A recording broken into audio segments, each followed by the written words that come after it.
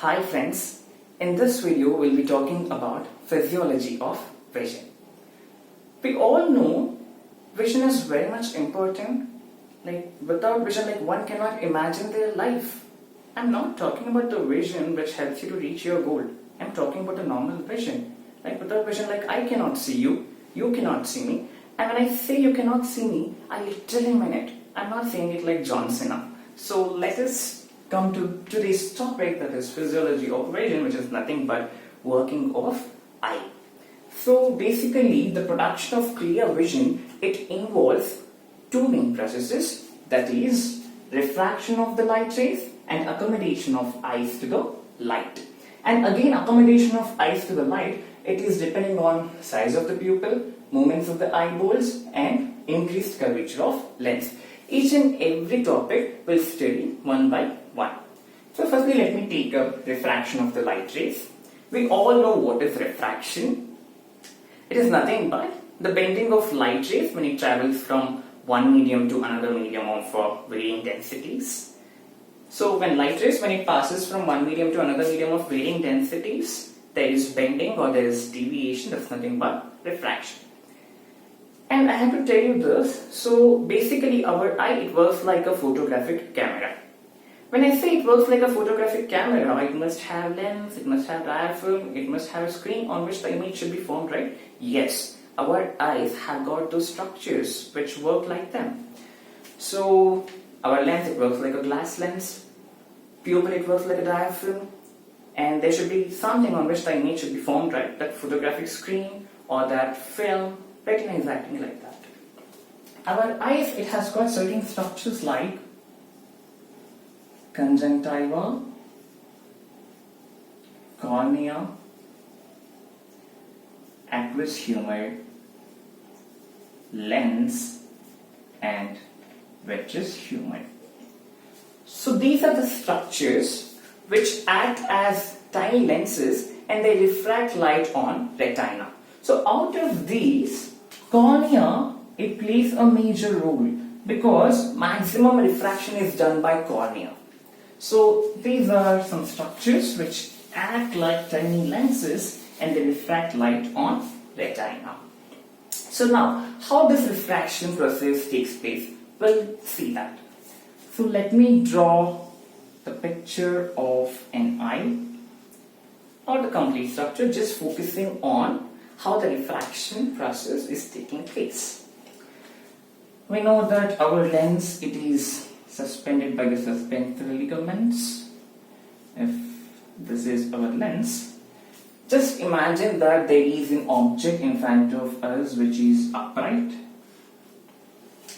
The rays, the light rays which are coming from this, it successively passes through those structures which I mentioned before, that is conjunctiva, cornea, aqueous humor, lens, vitreous humor, and then after passing through this, it falls on the retina and forms an image. And now the image which is formed here is real, it is inverted, and also this image is, as you can see, it is smaller. So what happens is, this retina, it has a reaction, it is a chemical reaction to the light. What happens is, the second layer of the eye, that is nothing but choroid, it forms a black coat which prevents internal reflection. And now, when the light is made to fall on the retina, there the cells, that's the rods and cones, they get stimulated. And that message or that stimulus, it is sent to the brain through optic nerve. So what happens is, so in the cortex of occipital lobe of the cerebral hemisphere, interpretation work is done. So what is interpretation? It is nothing but, it is during this time, all the correction work or the analysis part is done. So what happens? The image, it actually, again, it becomes inverted. So an erect image of actual size, it comes to an actual size. So all the correction work, whatever it's there, it's all done there, so that there is an image, a proper image is formed on the retina. So this is all about refraction of light rays. Now, before talking about accommodation of eyes to the light, let me talk about size of pupil. As I told, pupil, it acts like a diaphragm. So it is this pupil which decides like how much of light should enter into your eyes, how much of light should fall on retina. All these regulating works, they are done by our pupil. So if you just remember the structure, if you know, it is the structure which is in between the iris. So if this is the iridoidal part and this is the ciliary body, the gap which is over here, that's nothing but your pupil. If you look this from front, it looks like a small circular opening. In the iridoidal part, we have got two kinds of muscles. So if this is the iridoidal part, here we find two kinds of muscles. So one is circular muscles and the second one is radial muscles, which runs radially. Circular muscles, they are also called as sphincter muscles. Sphincter or circular. Radial muscles are also called as dilator muscles, or also it is also called as radial muscles. So how these two muscles, they help in the in controlling the size of the pupil means, when these circular muscles, when they contract like this, that is in this way. So what happens, that opening, that becomes narrower and narrower and less amount of light is made to fall on retina. So that is nothing but constriction of pupil. But when the radial muscles, when they contract like this, that is in this manner. So that what happens, that gap, that opening, it becomes wider and wider, so that more and more amount of light they can fall on retina. So that is nothing but dilatation of pupil. When will these things happen? If there is less intensity of light, dilatation of the pupil takes place. If the intensity of light is more, then constriction of pupil takes place. And these two processes are not so simple, like it doesn't take place just like that. It requires some time. For example, imagine you are in a dark room and suddenly if you are introduced into a bright room, you just can't open your eyes. It takes some time to get adjusted. That's what happens here when the intensity of the light is more, or when there is bright light. What happens? Constriction takes place. When there is dim light, what happens? Dilatation of the pupil takes place. Basically, it is regulating the amount of light that is entering into your eyes. So it is also controlled by, the autonomous nervous system. Sympathetic stimulation, it dilates the pupil, and parasympathetic stimulation, it constricts the pupil. So this is all about size of the pupil. Now we'll talk about movements of eyeballs. When I say eyeballs, I'm talking about the entire eye. So basically, the movement of our eyes, it is controlled by 6 muscles. In each eye, 6 muscles are there which is controlling the movement of eyeballs. So the first type of muscle is rectus muscle, and the second one is oblique muscles. Rectus muscle, it is of 4 types. Like in each eye, they are 4 in number. And oblique muscles, they are 2 in number in each eye. Let me draw the diagram and explain. So if this is the pupil, that circular opening, and we have got some circular muscles, radiating muscles, and think that this is the iris, and then let me draw the outermost layer of the eye. That's nothing but sclera or sclerotic, whatever you can call. So sclera, it is providing the eye with the shape, like it is maintaining the shape of the eyeball, and also it is providing the surface for the attachment of muscles.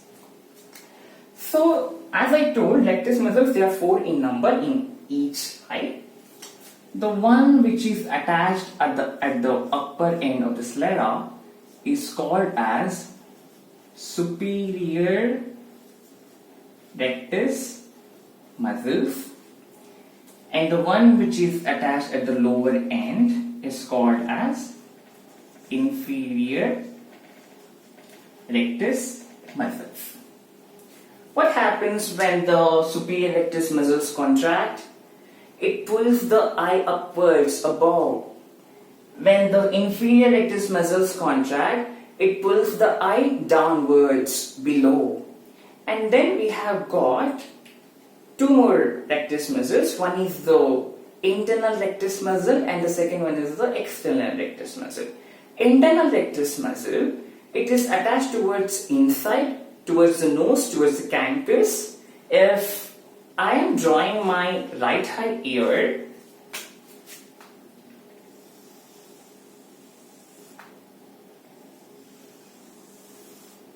what happens is the internal rectus muscles are attached here, and the external rectus muscles, they are attached here towards outside. So this is your external rectus muscle and this is your internal rectus muscle. Like for my right eye, internal rectus muscle lies here. For my left eye, internal rectus muscle lies here, and the external rectus muscle here and here. So these are helping in the sideway movements. For example, if I have to look in a particular direction, like if I am looking like here in this direction, from my left eye, my external rectus muscle should contract, and from my right eye, internal rectus muscle should contract. Only then I can see in this particular direction. That's what happens here. So basically these are concerned with the sideway movements. Now we have got oblique muscles. So again there are 2 types. We have got superior oblique muscles, which are attached like this, and inferior oblique muscles. Superior oblique muscles, when they rotate, what happens is the eye rotates inwards and downwards. But when the inferior rectus muscles, when they rotate, what happens? It rotates the eyeball outwards and upwards. So basically they are concerned with rotation. So this is all about the muscles which are controlling the movement of eyeballs. These 6 muscles, they are controlled by 3 cranial nerves. We have got 12 cranial nerves, out of which 3rd, 4th and 6th cranial nerve are controlling the movement of these 6 muscles. The 3rd one is the oculomotor, the 4th one is the trochlear or pathetic, and the 6th one is abducens. So these are the cranial nerves which are controlling the movements of eyeballs. And this rotation, this movements, they're all under voluntary control, but the coordination, accommodation, they're all under the control of reflex action. So this is all about movements of eyeballs. Now we'll talk about accommodation of eyes to the light, and then we'll come to the increased curvature of lens. So what is accommodation? Accommodation is nothing but It is the ability of your eyes, it is the ability of my eyes to see objects at different distances by adjusting the focal length of lens. So every time it should get adjusted. For example, I see a person who is like 100 meters away from me. Even then my eye can see the actual image, actual size of that person. And now the next one is like 50 meters away from me. Even then I can see the proper image of that person, actual size of him, actual image of that person. So what's happening? Every time the focal length of the lens, it's getting adjusted, it is changing. So that our eyes, it gets accommodated. So that a proper image is formed on the retina. Is there something which is helping us to do this? Yes, we have got this accommodational apparatus. So it is comprised of what? Firstly, ciliary body and suspensory ligaments. Ciliary body is made up of two kinds of muscles. One is meridional and circular. What do these two muscles do? When the ciliary body, when it contracts, what happens is it pulls the second layer of the eye, that's nothing but the choroid, closer. What happens? The eyeball becomes smaller and smaller. So that what happens? The retina, it comes forward and then a proper image is formed on the retina. This is what happens when the ciliary body contracts. When I talk about suspensory ligaments, you know, our lens, it is suspended by the suspensory ligaments. What happens is, when the suspensory ligaments, when they contract, the lens, it becomes more and more convex. The refracting power of the lens is increased and then a proper image is formed on the retina. The anterior portion of the lens, it bulges more than the posterior portion. We know our lens, it is biconvex, it is elastic, it is transparent. So that's why these things are happening.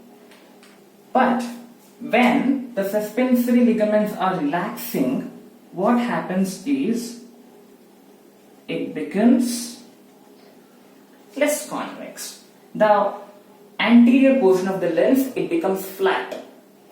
After that, a proper image is formed on the retina. So this is because of this elasticity. It has got that elastic property, right? So it is pulling peripherally in this relaxation process. The choroid, it coils back. Ciliary muscles, it coils back actually. So this is how the suspensory ligaments is helping in accommodation. So these two muscles like ciliary body and suspensory ligaments, they are helping in accommodation. So every time what is happening, the focal length of the lens is changing and then a proper image is formed. So this is all about physiology of vision. If there is any problem in the physiology, or if there is any deviation in the structure, shape of the eyeball, then there may be some defects. So this is all about physiology of vision. Thank you.